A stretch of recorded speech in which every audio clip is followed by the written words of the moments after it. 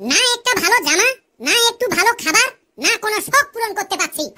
আরে আমরা গরিব তো কি হয়েছে, আমি তো মাঝে মাঝেই স্বপ্নে দেখি আমাকে কেউ একজন 5 কোটি টাকা দিচ্ছে, কিন্তু আমি নিচ্ছি না। ওই বেটা যদি আবার আমার স্বপ্নে আসে তাহলে পাই পাই করে পুরো 5 কোটি টাকা গুনে নেব, আর আমি তোদের সবার স্বপ্ন পূরণ করব। ধুর, তোর যত সব ফালতু কথা। এবার তোরা শোন, একদিন আমিও তোদের মতো গরিব ছিলাম। তারপর আমি ঘুম থেকে দুপুর 12টার দিকে উঠা শুরু করলাম। এখন বাড়ির লোক সবাই আমাকে জমিদার বলে ডাকে।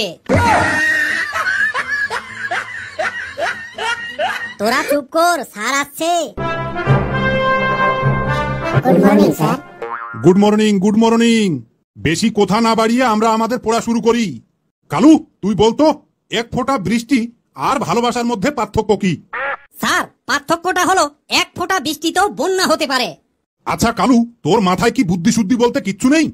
এক ফোঁটা বৃষ্টিতে আবার বন্যা হয় নাকি? স্যার, আমাকে আগে পুরো কথাটা তো শেষ করতে দিন। নে, ঠিক আছে, বল। এক ফোঁটা বৃষ্টিতেও বন্যা হতে পারে যদি বাড়িটা পিঁপড়ের হয়। ঠিক তেমনি এক ফোঁটা ভালোবাসাতেও অনেক সুখ পাওয়া যায় যদি ভালোবাসাটা 100% খাঁটি হয়। আচ্ছা, আজকাল ফেসবুকে কি চলছে বলতে পারবি? হ্যাঁ স্যার, সত্যি বলতে পশ্চিমবঙ্গে এখন সন্ধ্যা হলেই ফেসবুকে চলছে, হ্যালো গাইস, আমার লাইভে জয়েন হয়ে যাও, আর আমাকে লাইক দাও, স্টার দাও, নক্ষত্র দাও, গ্রহ দাও, ধূমকেতু দাও, এই সব এখন খুব ভালোই চলছে। ফেলু, এবার তুই দাঁড়াতো। Yes sir. আচ্ছা ফেলু, তুই কি ভালোবাসা করে বিয়ে করেছিস না পরিবারের মতে দেখে শুনে বিয়ে করেছিস? স্যার, আমি প্রেম করে বিয়ে করেছি, তাই আজ আমি খুব অশান্তিতে ভুগছি। আজকেই আমার স্ত্রী আমাকে বলল, বিয়ের আগে তো আমাকে খুব বলতে যে আমি তোমাকে পাগলের মতো ভালোবাসি, তা এখন কোথায় হারিয়ে গেল সেই ভালোবাসা? আমিও বললাম, আগে আমি যখন তোমার সাথে প্রেম করতাম তখন আমি পাগল ছিলাম, আর এখন আমি তোমাকে বিয়ে করে পুরোপুরি সুস্থ হয়ে গেছি। তাই তো একজন সুস্থ লোক পাগলের মতো কি আর ভালোবাসতে পারে? ফেলু, তুই যখন অতই অশান্তিতে আছিস তাহলে তোকে কোনো সাধু সন্তের কাছে যাওয়ার দরকার ছিল। হ্যাঁ স্যার, কদিন আগে এক সাধু বাবার কাছে গিয়েছিলাম, কিন্তু সাধু বাবার তেরা তেরা কথা শুনেই আমি ঘুরে এসেছিলাম। কেন, কি হয়েছিল আবার? স্যার, গিয়েই সাধু বাবাকে বললাম, বাবাজি কেমন আছেন? তখন সাধু বাবা মুখ ফুলিয়ে আমাকে বলল, আমি হলাম সাধু সন্ত লোক, রামজি যেমন রাখবেন আমি সেই রকমই থাকবো, সব তারই ইচ্ছে। তুমি বলো বাবা কেমন আছো? স্যার, আমিও তখন মনের রাগ মনে রেখে বললাম, বাবা আমি হলাম বিয়েদারি সংসারী লোক, আমাদের ঘরের সীতা যেরকম রাখবে আমাদের সেই রকমই থাকতে হবে, সব তারই ইচ্ছা। আচ্ছা ফেলু, তোর বউকে নিয়ে যখন এতই অশান্তি, তুই সত্যি করে আমাকে বলতো, তোর বিয়ের আগে কোনো মেয়েকে ভালোবেসেছিলিস? হ্যাঁ স্যার, আমি বিয়ের আগে একটা মেয়েকে খুব জান প্রাণ দিয়ে ভালোবাসতাম, ওর সঙ্গে একদিন কথা না হলে আমাকে কিছুই ভালো লাগতো না। তা মেয়েটা দেখতে কেমন ছিল? স্যার, মোটামুটি সুন্দর, কিন্তু একটা চোখ তেরা ছিল। আমার সব বন্ধু বান্ধবীরা আমাকে বলতো, ওই মেয়েটার মধ্যে এমন কি আছে যে ওকে তুই এত ভালোবাসিস? আমি তখন সবাইকে একটাই কথা বলতাম, আমার চোখ দুটো দিয়ে তুই দেখ, তাহলে তোকেও ভালো লাগবে। স্যার, আমি মেয়েটার জন্য এতটাই পাগল হয়ে গিয়েছিলাম যে হিসু আটকে রেখে হোয়াটসঅ্যাপে ঘন্টার পর ঘন্টা কথা বলতাম। শেষে মেয়েটার সঙ্গে তো বিয়েই হলো না, আমার কিডনিতে পাথর হয়ে গেল।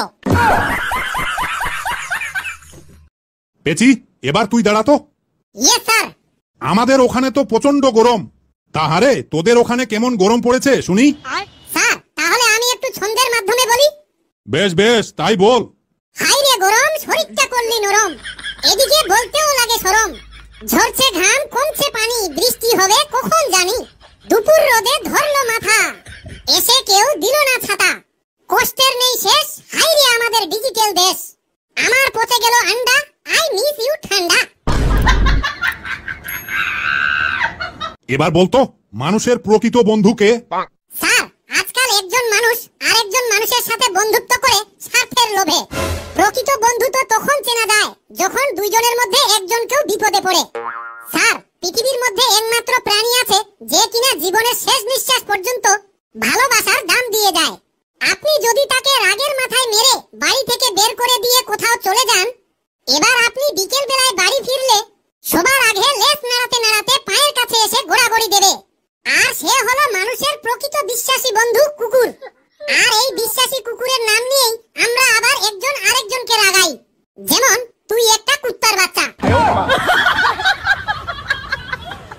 হাবলু এবার তুই দাঁড়াতো। Yes sir. তুই বল কোন প্রাণী তার মৃত্যুর কথা আগের থেকেই জানে? স্যার বিচ্ছু। Very good. এবার বল কোন পাখি চাঁদের জন্য কাঁদে? স্যার চাকর পাখি। Very good very good. এবার বলতো কোন প্রাণী 1 বছর ঘুমায়? স্যার শামুক। একদম সঠিক উত্তর। বাবা হাবলু আমি জানতাম তুই পারবি। ফটকে এবার তুই দাঁড়াতো। Yes sir. তুই বলতো ডিজিটাল রাগ কাকে বলে? স্যার আগে মানুষের ঝগড়া হলে একজন আরেকজনের বাড়িতে যাওয়া বন্ধ করে দিত, আর এখন মানুষের ঝগড়া হলে অনলাইনে এসে ব্লক করে দেয়। একেই বলে ডিজিটাল রাগ। আচ্ছা তুই যখন প্রথমবার শ্বশুর বাড়ি গিয়েছিলিস তখন তোকে কেমন লাগছিল? নিশ্চয় খুব আনন্দ লাগছিল। স্যার আনন্দ না ঘোড়ার ডিম। প্রথমবার শ্বশুর বাড়ি গেলে যা হয়। কেন কি হয়েছিল? স্যার আমার এখনো খুব ভালো করেই মনে আছে। বিয়ের পর প্রথম যখন শ্বশুর বাড়িতে গেছি, আমি রাত্রে শোয়ার সময় বুঝলাম ওদের শোয়ার জায়গা নিয়ে সমস্যা আছে। পরে দেখছি আমাকে শ্বশুর মশাইয়ের পাশে শুয়ে যেতে বলছে। আমি এদিক সেদিক তাকিয়ে যখন কাউকে দেখতে পেলাম না, তখন মন খারাপ করে শ্বশুর মশাইয়ের পাশে গিয়ে শুয়ে পড়লাম। ঠিক মাঝরাতে শুনতে পেলাম চুরির আওয়াজ। মনে মনে ভাবলাম বউ কি আমাকে কোনো ইশারা করছে? আমিও ঝটপট করে উঠে ঘরের বাইরে গিয়ে এদিক ওদিক দেখলাম, কিন্তু কাউকে দেখতে পেলাম না। আবার মন খারাপ করে শ্বশুর মশাইয়ের পাশে এসে শুয়ে পড়লাম। আমি রাত্রে এইরকম 3-4 বার উঠার পর আবার ঘুমিয়ে পড়লাম। স্যার এবার ভোরবেলা ঠিক 4টার সময় আবার সেই চুরির আওয়াজ শুনতে পেয়ে আমি বিছানায় উঠে বসলাম। তারপর আমার শ্বশুর মশাই গম্ভীর গলায় আমাকে বলল, বাবা গুণধর জামাই, ওটা চুরির আওয়াজ নয়, গোয়াল ঘর থেকে গরুর শেকলের আওয়াজ আসছে। তোমার জন্য আমারও ঘুম হচ্ছে না, এবার চুপচাপ শুয়ে পড়ো।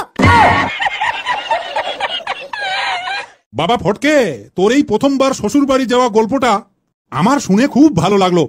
আজকের মনে তোদের ছুটি, আমি এখন আসলাম। বন্ধুরা ভিডিওটি কেমন লাগলো দয়া করে কমেন্ট করে জানাবেন। ভিডিওটি ভালো লাগলে একটা লাইক দিয়ে যত বেশি পারেন বন্ধু বান্ধবীদের শেয়ার করে দিন। আমাদের সবথেকে বড় দুঃখের বিষয় হলো ভিডিও তো আমাদের অনেক লোকেই দেখছে, কিন্তু বেশিরভাগ লোক অলসতা করে সাবস্ক্রাইব করছে না। আমি তাদেরকে বলতে চাই দয়া করে আপনারা সাবস্ক্রাইব করে দিন।